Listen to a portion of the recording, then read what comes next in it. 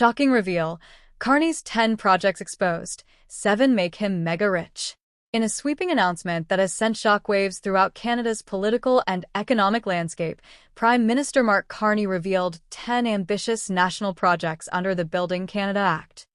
These projects are designed to overhaul infrastructure, boost trade, and modernize the energy sector while attracting domestic and foreign investment. While touted as transformative for the economy, critics argue that these initiatives also serve as vehicles for personal enrichment for Carney and close allies, raising pressing questions about ethics, accountability, and transparency in government decision-making. At the forefront of Carney's economic strategy is the massive LNG Canada expansion in British Columbia, a joint venture with Shell designed to double liquefied natural gas production. The project promises to meet rising global energy demands, stimulate job growth, and bolster provincial revenues. However, environmental groups warn that the accelerated approval process may sidestep crucial environmental assessments. Furthermore, insiders highlight that close allies in Carney's network stand to benefit financially, creating potential conflicts of interest that cast a shadow over the initiative's public benefits. In Ontario, the government fast-tracked the construction of a small modular nuclear reactor at Darlington, intended to revolutionize energy generation with cleaner and safer alternatives.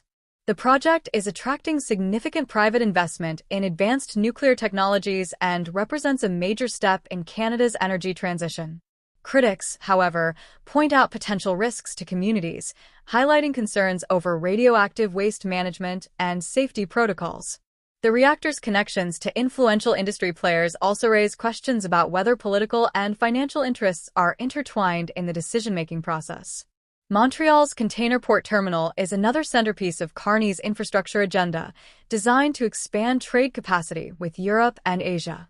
The expansion aims to reduce shipping delays, increase efficiency, and position Canada as a global trade hub.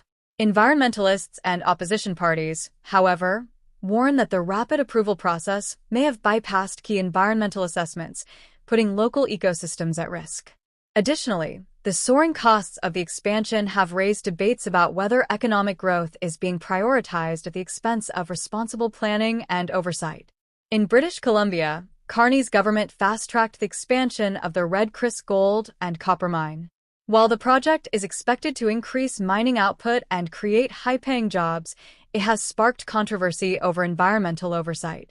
Groundwater monitoring failures and potential long-term ecological damage have prompted criticism from environmental organizations. At the same time, the mining company's strong political ties suggest that certain stakeholders could see substantial financial gains, raising concerns about whether economic benefits are being equitably distributed. Similarly, the foreign copper mine in Saskatchewan is being rapidly developed as part of Carney's strategy to boost domestic mining. The project promises to strengthen Canada's supply of critical minerals, essential for technology and clean energy industries. Yet the expedited approval and minimal consultation with Indigenous communities have sparked criticism, highlighting the tension between national economic priorities and social responsibility. Questions remain about whether environmental protection and community consent are being adequately addressed in the rush to capitalize on mineral wealth. Carney launched a $5 billion Canadian dollars by Canadian initiative in response to U.S. tariffs, designed to support domestic industries and maintain market share. The program prioritizes Canadian suppliers for federal contracts, stimulating local production and job creation. However, critics argue the initiative favors companies connected to Carney's political allies, presenting potential conflicts of interest.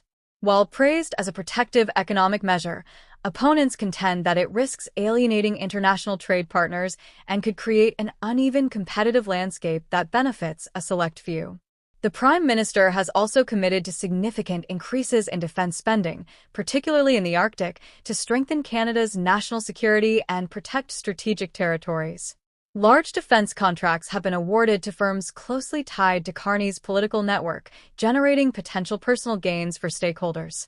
While the investment enhances military readiness and technology capabilities, critics warn that overspending in defense could divert funding from critical public services such as healthcare, education, and infrastructure development, raising questions about budget prioritization. The Canadian Northern Corridor, a proposed multimodal infrastructure megaproject, seeks to connect the east and west coasts via rail, road, and energy pipelines. Proponents tout it as a solution for boosting trade, job creation, and economic development in remote regions. Environmentalists and Indigenous leaders, however, warn that the lack of thorough consultations could lead to ecological harm and social disruption. The scale of the project also presents opportunities for significant financial profits for companies with ties to the government, raising concerns about the balance between public benefit and private gain.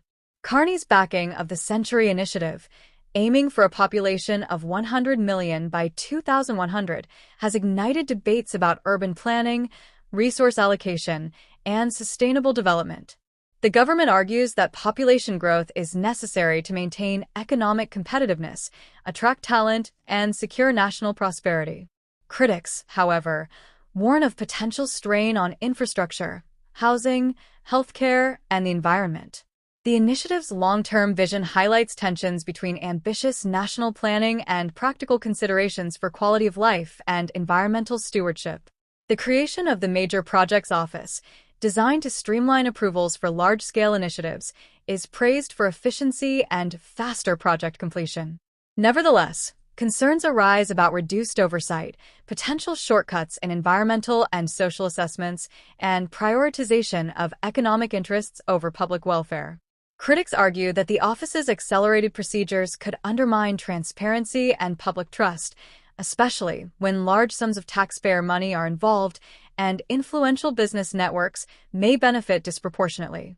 Mark Carney's 10 ambitious projects, 7 of which have significant potential for personal enrichment, present a complex mixture of opportunity and controversy.